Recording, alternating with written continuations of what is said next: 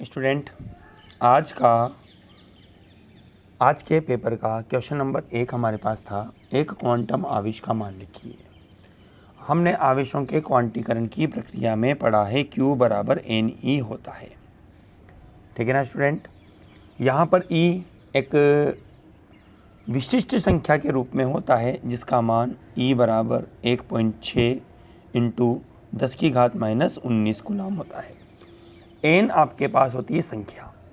अब यहाँ संख्या के रूप में आपको दिया गया है 1। इस कारण से आपके पास बनेगा Q बराबर 1 इंटू 1.6 इंटू 10⁻⁻19, जिसको आप सोल्व करेंगे। Q बराबर आपका आंसर आएगा 1.6 इंटू 10⁻⁻19 कूलम। अर्थात एक क्वांटम आवेश का जो मान होता है वो 1.6 इंटू 10⁻⁻19 कूलम के बराबर होता है।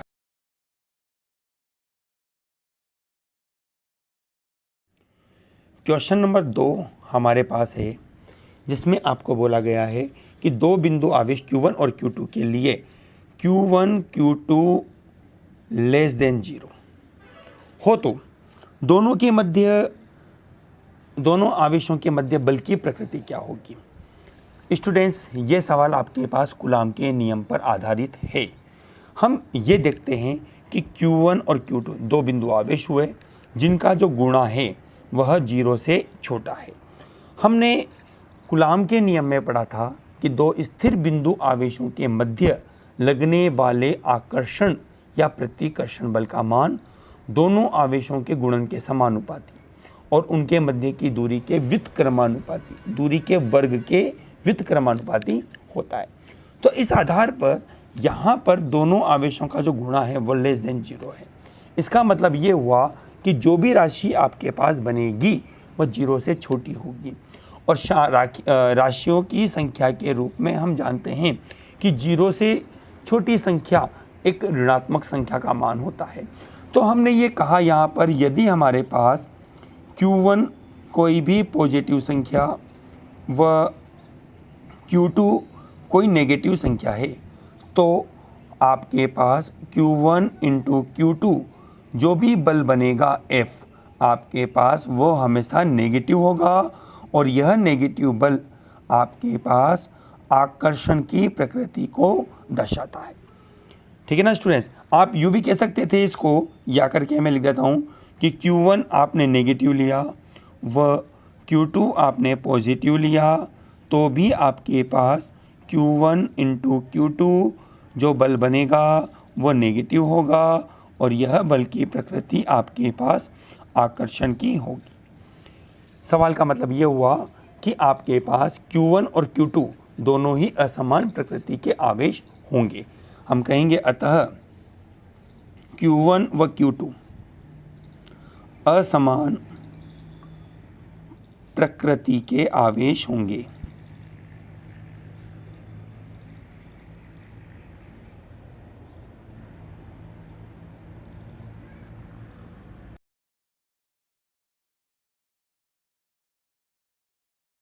क्वेश्चन नंबर 3 हमारे पास था, विभव प्रवणता का मात्रक लिखिए। तो स्टूडेंट्स, हमने थ्योरी में पढ़ा था प्रति एकांक लंबाई पर उत्पन्न विभव पतन विभव प्रवणता कहलाती है। हम इसको इस तरह से बोल सकते हैं कि विभव प्रवणता बराबर होती है वोल्ट प्रति मीटर के रूप में, जो कि अपने आप में एक परिभाषित है।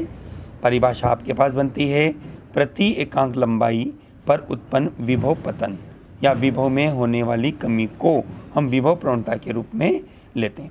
यह इसका एसआई पद्धति का मात्रक कहलाता है। इसको हम एसआई पद्धति का मात्रक भी कहते हैं। आपका जो आंसर आएगा, आंसर होगा आपके पास वोल्ट प्रति मीटर। विभव प्रवणता का मात्रक है, विभव प्रवणता का मात्रक है।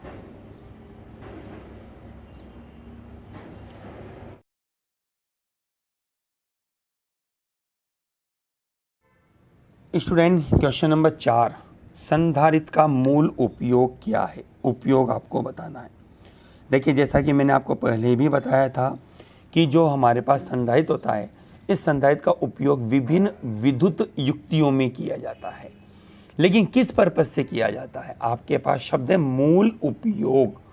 तो मैंने आपको जब हमारी वीडियो में मैंने आपको संधारित्र के बारे में काफ़ी कुछ बताया था, तो उस दौरान मैंने आपको कहा था कि जब शब्द मूल उपयोग आपसे पूछा जा रहा है तो इसका मूल उपयोग होता है विद्युत ऊर्जा संचय करने में। हम कहेंगे मूल उपयोग के रूप में विद्युत ऊर्जा को संचित करने में संधारित्र का उपयोग किया जाता है।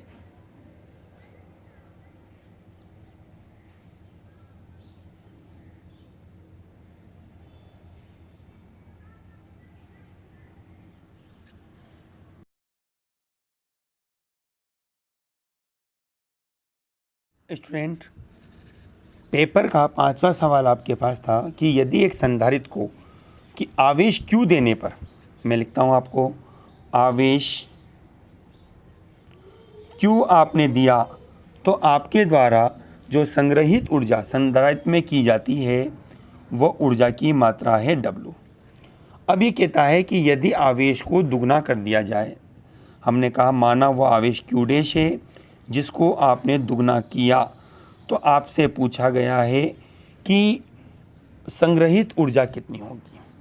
तो स्टूडेंट्स, हमने पढ़ा था आवेशित संधारित्र की ऊर्जा, आवेशित संधारित्र की ऊर्जा हमारे पास होती है, U लिख दीजिए या W लिख दीजिए, Q²/2C।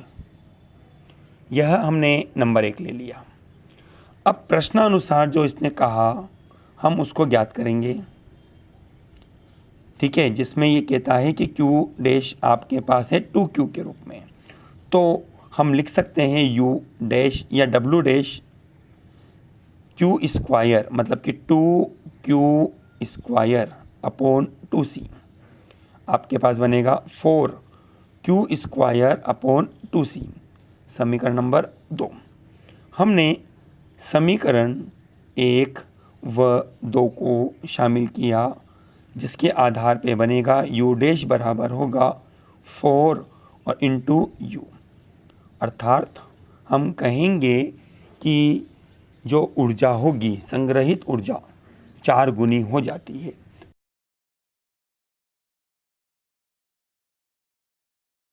स्टूडेंट, पेपर का 6ठा सवाल आपके पास है। यह 6ठा सवाल आपके पास लेसन नंबर 1 से संबंधित रहता है। इस सवाल में आपको बोला गया है कि 4 आवेश है, प्रत्येक 2 माइक्रोकूलम आवेश है और x अक्ष पर स्थित है, जिनकी दूरियां आपको दे रखी है 0, 2, 4, 8 सेंटीमीटर पर स्थित है। तो आपको ये बताना है कि 2 सेंटीमीटर पर जो आवेश स्थित है उस पर परिणामी बल क्या होगा। चित्र देखते हैं स्टूडेंट्स का। ये तो है आपके पास x अक्ष, जहां आपके पास ये है x बराबर 0, हम इसको बोल देते हैं x बराबर 2, हम इसको बोल देते हैं x बराबर 4 और हम इसको बोल देते हैं x बराबर 8 सेंटीमीटर में स्टूडेंट्स आ रही है। अब आपको बोला गया है कि प्रत्येक पर Q, मान लेते हैं यहाँ Q1, यहाँ Q2, यहाँ Q3 और यहाँ Q4 आवेश है। यहाँ आपको बोला गया है कि Q1 बराबर, Q2 बराबर, Q3 बराबर, Q4 बराबर आपके पास है 2 माइक्रोकूलम आवेश। तो आपको ये बताना है कि 2 सेंटीमीटर की दूरी पर, मतलब कि इस आवेश पर लगने वाला बल क्या होगा, परिणामी बल क्या होगा। तो स्टूडेंट्स, हमारे पास यहाँ आवेश बनते हैं अलग अलग बिंदुओं पर। हमने इसको बोल दिया A बिंदु, इसको बोला B, इसको बोला C, इसको बोला D। अब हम क्या करना चाहते हैं कि बिंदु B पर, जो कि एक स्थिर आवेश है, आवेश तो सारे स्थिर है, लेकिन हमें इस A के द्वारा B पर, C के द्वारा B पर, D के द्वारा B पर, अर्थात यह अध्यारोपण के सिद्धांत पर आधारित होगा। तो सर्वप्रथम हम जो A पर आवेश है उसके द्वारा B पर लगने वाला बल ज्ञात करेंगे। तो देखो स्टूडेंट्स, मैं यहाँ एक नॉर्मल चित्र के रूप में लेकर चलता हूँ। A आपके पास इधर बैठा हुआ है और B आपके पास यहाँ है। यह A इस पर बल बनाता है। आप देखते हो मूल बिंदु की ओर यह जो डायरेक्शन है ये पॉजिटिव के रूप में है, मतलब कि आपके पास प्लस डायरेक्शन में वर्क करता है। हमने इसको नाम दिया F1 के रूप में। हम कहेंगे कि Q1 Q2 बटे इनके बीच की दूरी AB का स्क्वायर। अब ये डायरेक्शन आपके पास बनती है पॉजिटिव रूप में, तो मैंने सदिश रूप का यहाँ उपयोग करते हुए यहाँ लिख दिया I के प्लस का। K का मान हम बाद में सोल्व कर लेंगे एक साथ ही। Q1 और Q2 2 माइक्रोकुलाम और बटे A और B इनके बीच की दूरी है 2 सेंटीमीटर, जिसको हम लिख सकते हैं 2 × 10⁻² का होल स्क्वायर और इंटू I के। हमने इसको नंबर 1 दे दिया मात्रा के न्यूटन के रूप में। चलिए अब ये B इस ओर आ गया और C आपके पास है इस साइड, मतलब कि आप देखते हैं यह आपके पास हो जाता है लेफ्ट साइड। मतलब जो बल बनेगा अब ऋणात्मक रूप में आपके पास आता है F2 सदिश के रूप में कि Q2 Q3 बटे आपके पास होगा BC स्क्वायर और ये हो जाता है माइनस के I कैप के रूप में के 2 माइक्रोकुलाम बटे।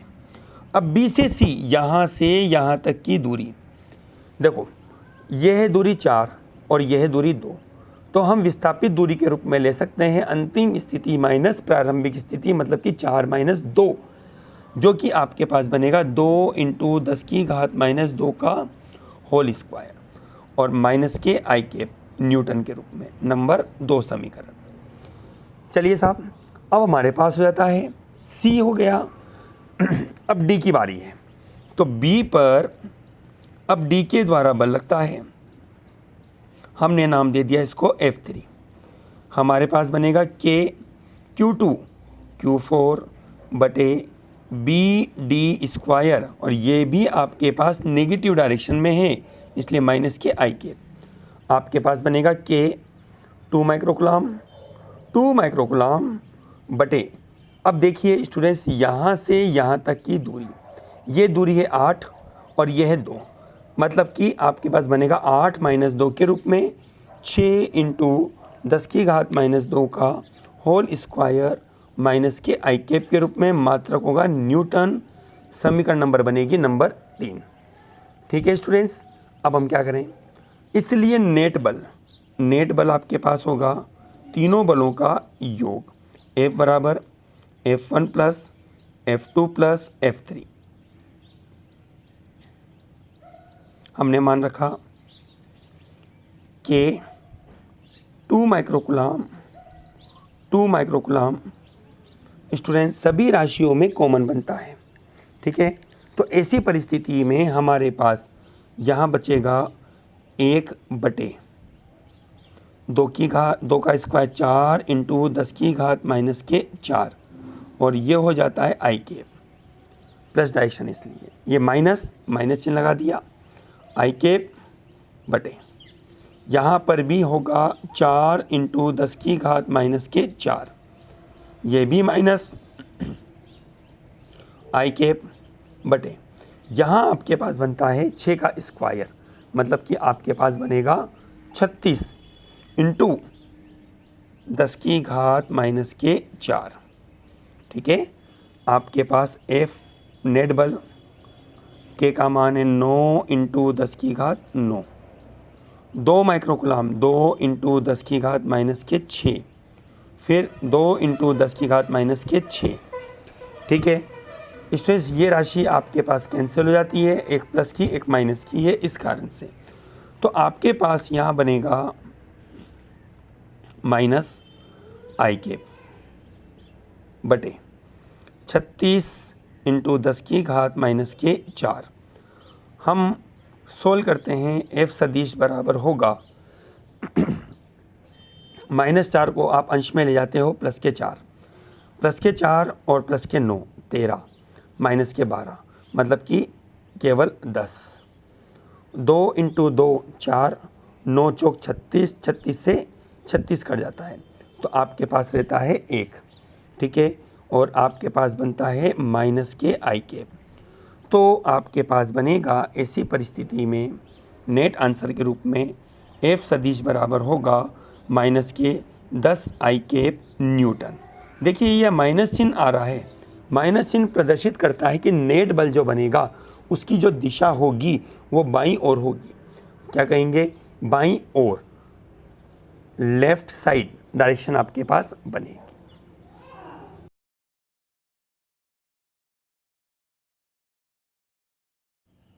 क्वेश्चन नंबर 7 में आपको कहा गया है कि 4 समान आवेश प्रत्येक क्यू है, ए भुजा वाले वर्ग के कोनों पर स्थित है।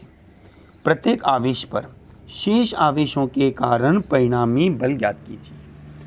इसका चित्र देखते हैं। सबसे पहले हमारे पास ए भुजा का एक वर्ग है, यह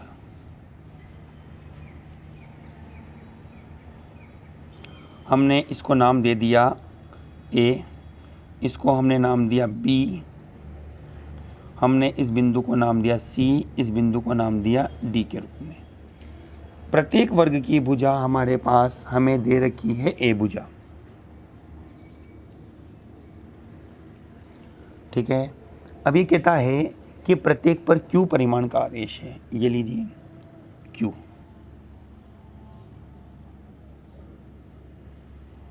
ठीक है। अब आगे यह आपको क्या कहता है, आपको ये बताना है यहाँ पर कि प्रत्येक आवेश पर शेष आवेशों के कारण लगने वाला बल। स्टूडेंट्स, हम ये मान लेते हैं कि ए के द्वारा इस बी पर बल बनता है। किसी भी एक कोने को आप सोल्व कर लीजिए, वही आपके पास आंसर बनेगा उसका, किसी भी कोने का। आप सी के लिए भी ले सकते हो या डी के लिए भी ले सकते हैं। जैसे मैंने कहा ए के द्वारा बी पर बल बनता है, इसको मैंने नाम दे दिया F1। तो सर्वप्रथम मैं F1 का मान निकालता हूँ, ठीक है। आप यूँ भी कह सकते थे कि बी के द्वारा ए पर बल बनता है, उसकी डायरेक्शन आपके पास ये बनेगी। तो मैंने ये कहा ए के द्वारा बी पर लगने वाला बल F1 आपके पास होगा के क्यू इंटू क्यू, मध्य की दूरी ए स्क्वायर, आपके पास बनेगा के क्यू स्क्वायर अपॉन ए स्क्वायर। अब इस बिंदु पर, ये जो बिंदु आपके पास है, इस पर इस सी के द्वारा भी बल बनता है, हमने इसको नाम दिया F2, ठीक है। तो हमने कहा इसी प्रकार से सी के द्वारा बी पर लगने वाला बल आपको मिलेगा F2 बराबर के क्यू इंटू क्यू बटे ए स्क्वायर, डैट मीन्स के क्यू स्क्वायर अपॉन ए स्क्वायर। हमने इसको नंबर 1 और हमने इसको नंबर 2 ले लिया, ठीक है स्टूडेंट्स। अब हम देखते हैं कि यहाँ ये दोनों बल परस्पर लंबवत है, अर्थात जो भी परिणामी बल बनेगा उसकी दिशा इनके मध्य के रूप में हमें प्राप्त रहेगी, ठीक है, जिसको हम समांतर चतुर्भुज के नियम के आधार पर ज्ञात कर सकते हैं। हम ये जानते हैं ऐसी स्थिति में परिणामी बल का जो मान बनेगा F डैश, हम इसको नाम दे देते हैं। इस F डैश का जो मान होगा आपके पास बनेगा under root F1 square plus F2 square plus 2F1 F2 cos theta. यहाँ थीटा इज इक्वल टू दोनों बलों के मध्य 90 डिग्री का कोण है, इसलिए ये दोनों वैल्यू कोस 90 के रूप में प्राप्त होगी और कोस 90 इज इक्वल टू 0। तो आपके पास नेट बल बनेगा यह F1 square plus F2 square के रूप में। अतः हमें मिलेगा F डैश बराबर, हमने वैल्यू रखी F1 का मान के क्यू स्क्वायर बटे ए स्क्वायर का whole square plus k Q square बटे ए स्क्वायर का होल स्क्वायर। आप कॉमन निकालते हैं इसका, तो आपके पास बनता है के क्यू स्क्वायर अपॉन ए स्क्वायर अंडर रूट, यहाँ बनेगा 1 प्लस 1, तो आपको मिलेगा के क्यू स्क्वायर अपॉन ए स्क्वायर इंटू अंडर रूट 2 न्यूटन के रूप में। F dash. यह नंबर मैं देता हूँ समीकरण नंबर 3 के रूप में स्टूडेंट। अब देखिए ध्यान दीजिए भाई, आपने इन दोनों आवेशों के द्वारा इस पर लगने वाला बल ज्ञात कर लिया, लेकिन अभी भी एक समस्या और है। वो समस्या क्या है कि डी आवेश भी इस पर एक बल बनाता है और उस बल की जो दिशा है वो बल भी एफ डैश के अनुदिश बनती है इसकी। तो हमें ये बल निकालना है, तो हमने यहाँ पर कहा इसी प्रकार से डी के द्वारा आवेश बिंदु बी पर लगने वाला बल, हम मान लेते हैं इसको F के रूप में, ये F, ठीक है। परिभाषा वही है कि दोनों आवेशों का गुणा Q इंटू Q बटे बीच की दूरी। अब स्टूडेंट हम जानते हैं कि किसी भी जो वर्ग का विकर्ण होता है उस विकर्ण की लंबाई होती है √2 इंटू भुजा के रूप में, ठीक है। तो हमारे पास बनेगा √2 इंटू ए का होल स्क्वायर। तो आपको प्राप्त होगा कि Q स्क्वायर बटे √2 का 2 और ए स्क्वायर, समीकरण नंबर 4, ठीक है। अतः अब आपके पास नेट बल बनेगा, नेट बल हम F बराबर दोनों बलों का जोड़ हम लिखेंगे कि Q स्क्वायर बटे ए स्क्वायर √2 प्लस के Q स्क्वायर बटे 2a स्क्वायर।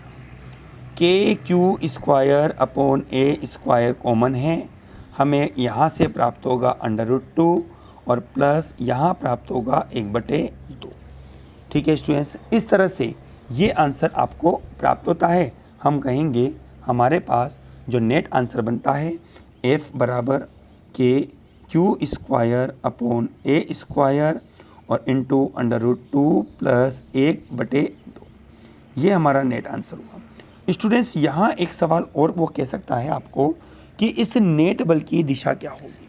तो देखिए स्टूडेंट्स, हमने जब यहाँ इस चित्र में बल निकाले तो ए के द्वारा बी पर, सी के द्वारा बी पर, और नेट बल की जो दिशा बनी वो एलोंग टू डायगोनल मतलब विकर्ण के सापेक्ष बनती है, और वो बल आपके पास बना डी से बी के अनुदिश। तो हम यहाँ कहें यदि कि इस बल की दिशा क्या होगी, तो हम यहाँ पर कह सकते हैं कि बल की दिशा, नेट बल की जो दिशा बनेगी वो आपके पास होगी डी से बी के अनुदिश होगी। ये आपका एक कंप्लीट आंसर होता है, ये भी आंसर आपका है और ये कंप्लीट आंसर दिशा पूछता है, तो आप इसको यहाँ तक लिखेंगे।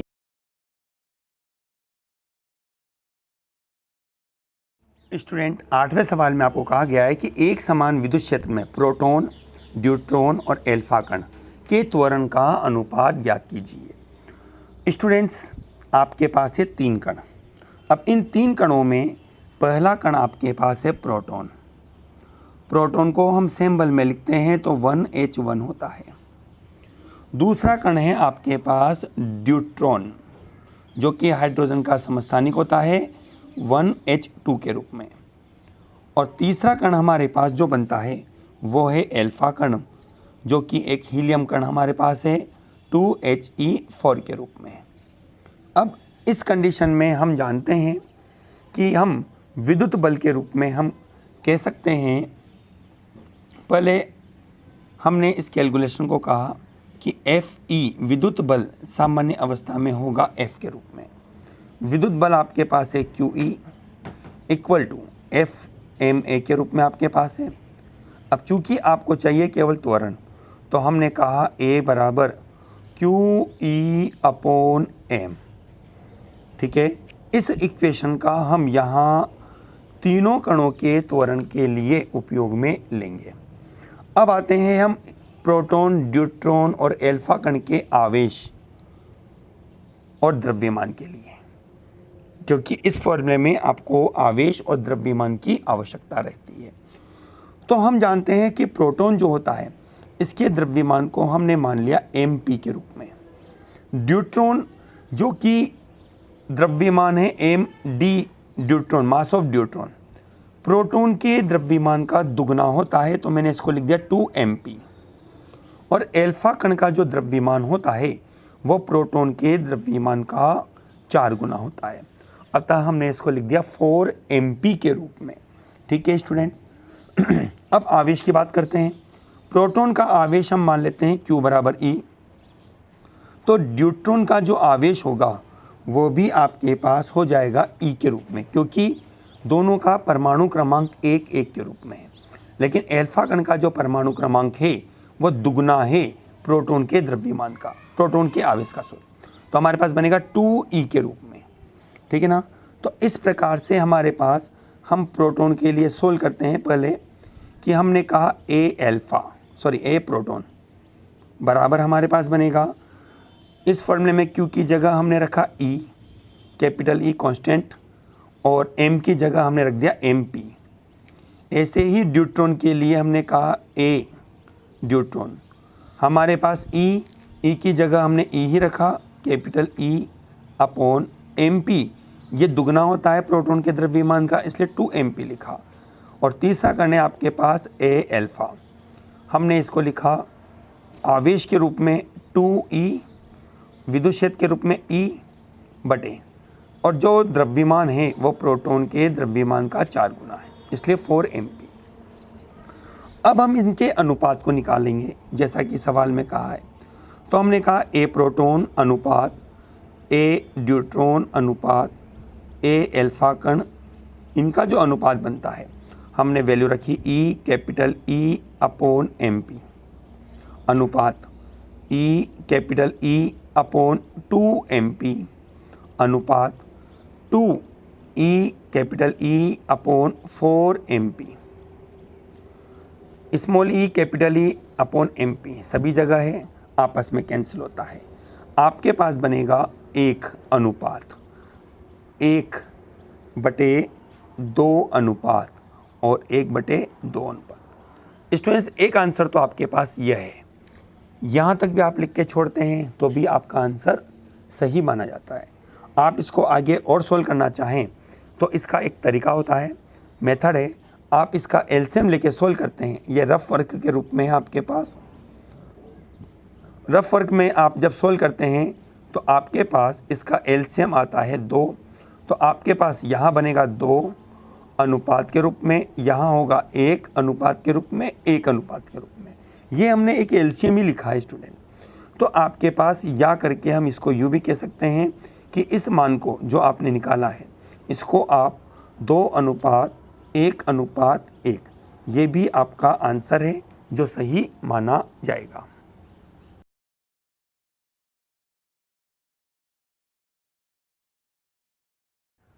स्टूडेंट्स हमारे पास क्वेश्चन नंबर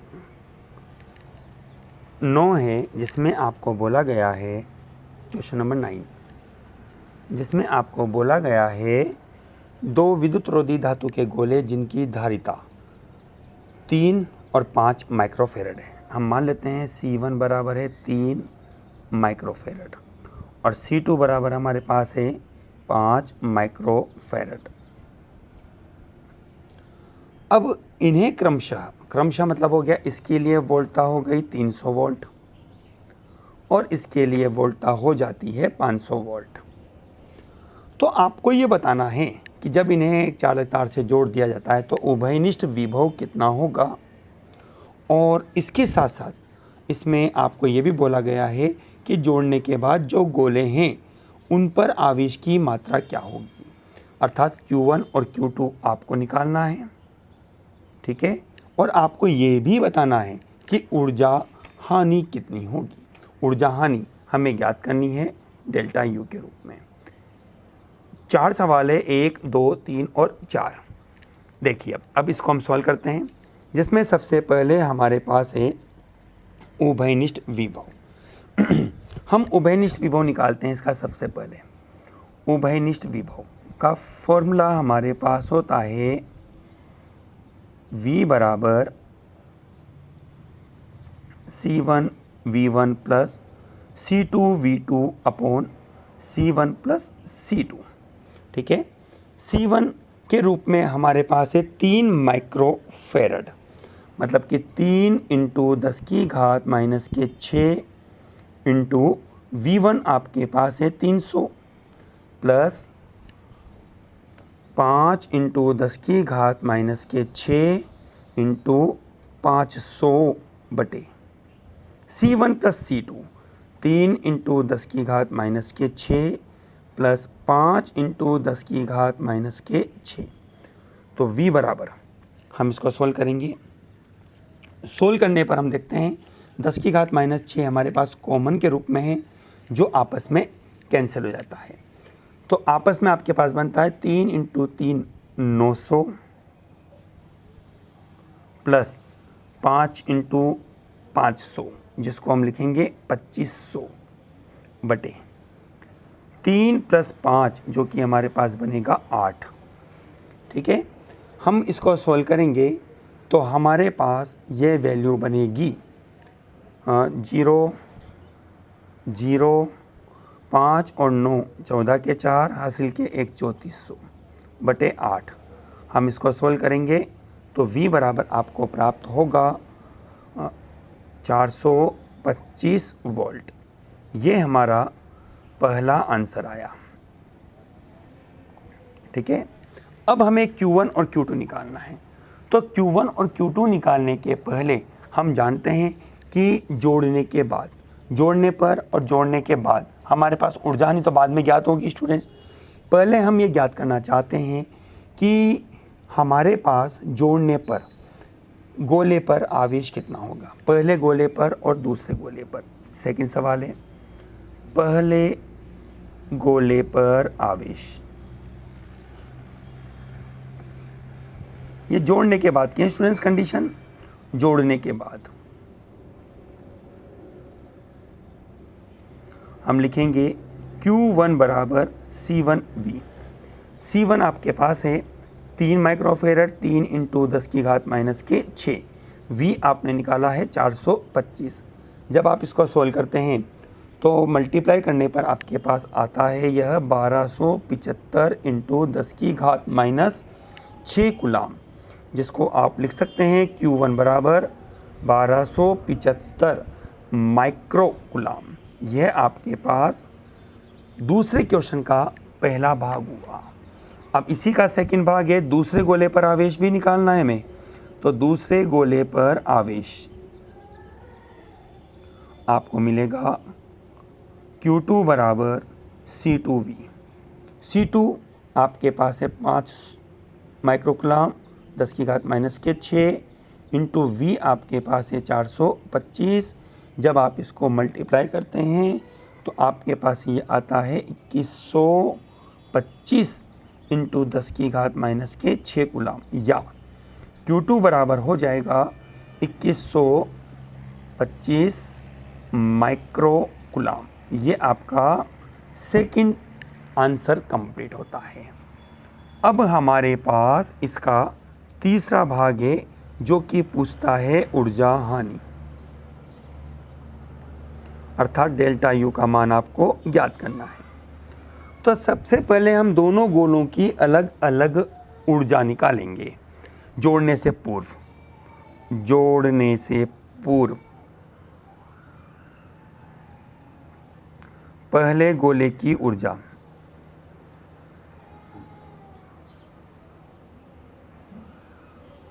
आपको प्राप्त है U1 equal to half C1V1 square 1/2। C1 का मान आपके पास है 3 इंटू 10 की घात माइनस के 6। V1 आपके पास है 300 का स्क्वायर। तो U1 बराबर आपको मिलेगा, आप इसको सोल्व करेंगे तो आपके पास आता है 135 इंटू 10 की घात माइनस के 3 जूल। इसी प्रकार से दूसरे गोले के लिए हम निकालते हैं दूसरे गोले की ऊर्जा।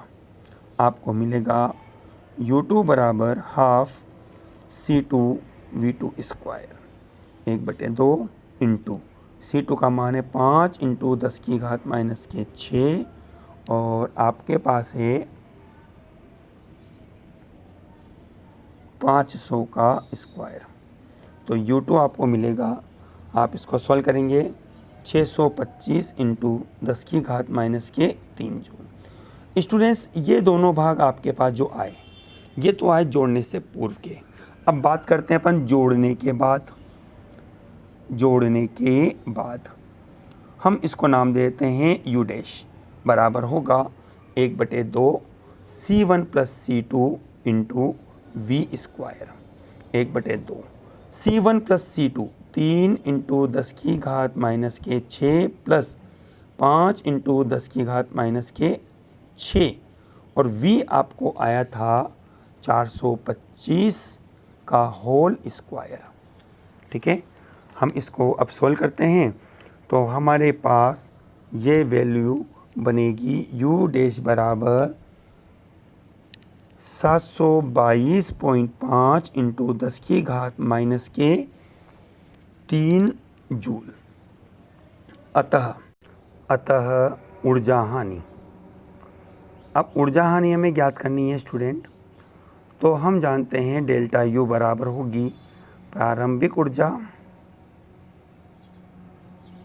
माइनस अंतिम ऊर्जा। हमने प्रारंभिक ऊर्जा को ज्ञात किया है हमारे पास, जिसको हमने अलग अलग ऊर्जा के योग के रूप में हमने निकाला था। वो वैल्यू आपके पास आती है 135 इंटू 10 की घात माइनस के 3 प्लस 625 इंटू 10 की घात माइनस के 3। ये तो प्रारंभिक ऊर्जा हो गई, माइनस अंतिम ऊर्जा के रूप में हमने निकाला था 722.5 इंटू 10 की घात माइनस के 3। हम इसको सॉल्व करते हैं, जोड़ते हैं, हमारे पास यह बनेगा 760 इंटू 10 की घात माइनस के 3 माइनस 722.5 इंटू 10 की घात माइनस के 3।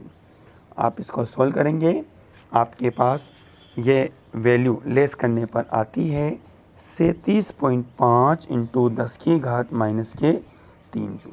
अर्थात ऊर्जा हानि जो आपको प्राप्त होगी वह बनेगी डेल्टा U बराबर 37.5 इंटू 10 की पावर माइनस के 3 जूल। ये आपका आंसर होता है।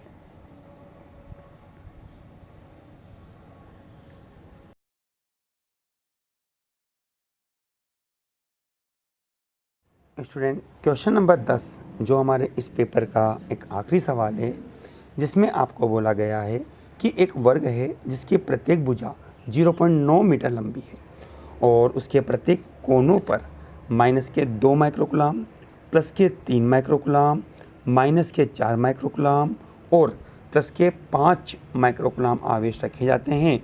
तो आपको बताना है कि इस वर्ग के केंद्र पर विभव क्या होगा। सर्वप्रथम हम इसका चित्र बनाते हैं।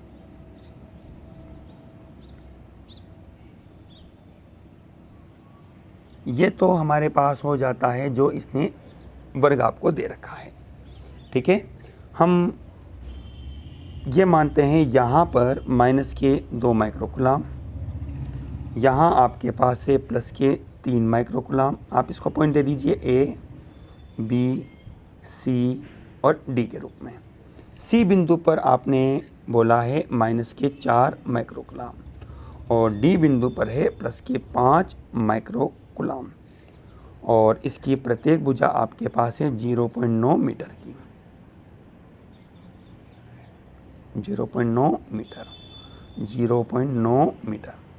अब ये कहता है सवाल कि केंद्र पर विभव निकालने के लिए हमने इनके कोनों को आपस में मिलाया। हम मान लेते हैं ये बिंदु O है। ठीक है, तो हम ये जानते हैं कि वर्ग में आपके पास विकर्ण बराबर होता है √2 इंटू भुजा। ठीक है, इसलिए हमें सबसे पहले OA, OB, OC और OD का मान निकालना है। तो हमने कहा OA बराबर OB बराबर OC बराबर OD बराबर होगी विकर्ण बटे 2, क्योंकि विकर्ण का मध्य बिंदु O है, इस वजह से हमने ऐसा कहा है। अतः हमें प्राप्त होगा OA बराबर OB बराबर OC बराबर OD बराबर √2 इंटू 0.9 और बटे 2। हम इसका आगे उपयोग करेंगे, ये मीटर में है स्टूडेंट। ठीक है।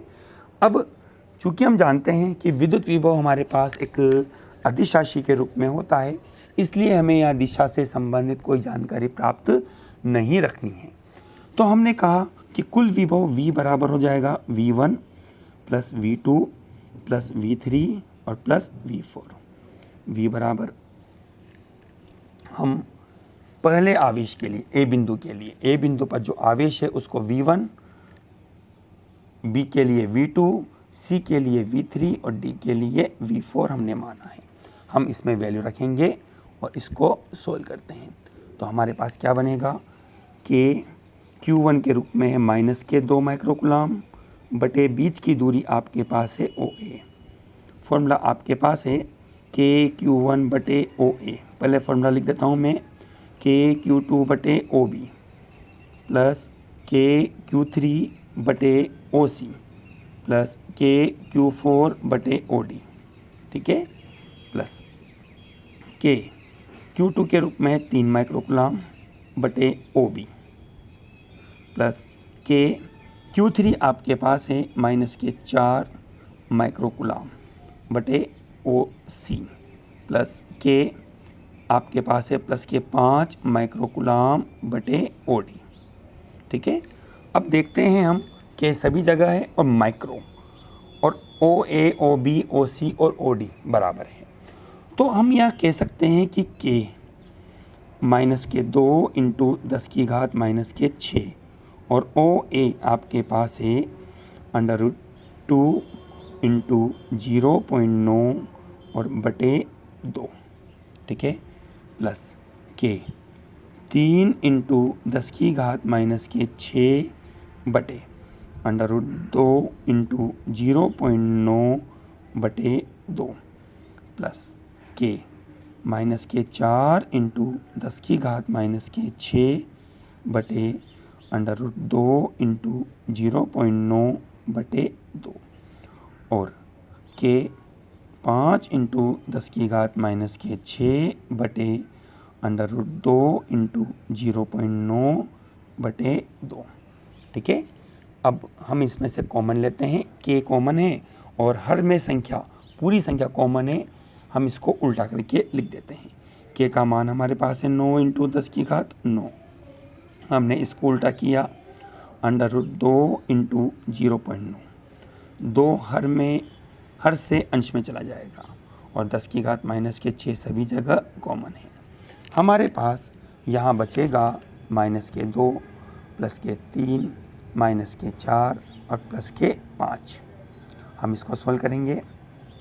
हमने इसको सोल्व किया तो हमारे पास बनता है 9 इंटू 10⁹ इंटू 2 इंटू 10⁻⁻6 बटे √2 इंटू 0.9 इंटू, हमने इन संख्याओं को हल किया तो -2 और -4 -6 और +8, मतलब कि आपके पास बनेगा 2। ठीक है स्टूडेंट्स। अब हम इसको मल्टीप्लाई करके सोल्व करते हैं तो √2 कट जाता है, 0.9 पॉइंट हटाएंगे, 1 10 हो जाएंगे ऊपर, 9 से 9 कैंसिल हो जाएगा। ठीक है। हम इसको सोल्व करेंगे तो आपके पास ये आंसर बनेगा V बराबर √2 इंटू 10⁴ के रूप में आपके पास बनेगा, इंटू 2 आप सोल्व करेंगे, आपके पास आएगा V बराबर 2.8 इंटू 10⁴ वोल्ट। ये आपके पास इस गोले के केंद्र पर विद्युत विभव का मान होगा। स्टूडेंट्स, इस तरह से ये सवाल सॉल्व होता है। आपका पेपर कंप्लीट होता है।